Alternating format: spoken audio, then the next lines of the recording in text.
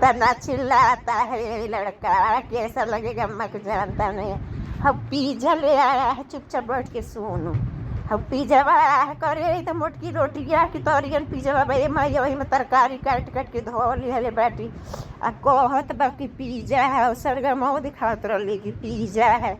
ऐसा लागत गौआ के मोटकी रोटियाँ जब होती है ना वहीं पर भुजुआ तरकारी डाल के छौक के धो दिए ओके आ कहत पिज्जा ऐसे खाए कर तो बता दिए रहते बाबू हम पिज्जा का ऐसा ना हम मोटकी रोटी पर सूखी तरकारी बना धो दिले रहते तना दूरे से ऑर्डर करके मंगवावत बाटे। अरे बताओ 300 रुपया खर्चा करवा दिए लगे पिज्जा के चक्कर में। अब तुहार हो समझन जी तो पिज्जा कहीं का हो बाकी कौन स्वाद होला मानो आज बट चाह पकौड़ी बिस्कुट नमकीन समोसा ये कुल खाई ना ससुर पिज्जा के नाम पर मोटकी रोटी है मोरी मैया हो मोटकी रोटिया के यहाँ पिज्जा कहल जाला। बाप रे बाप।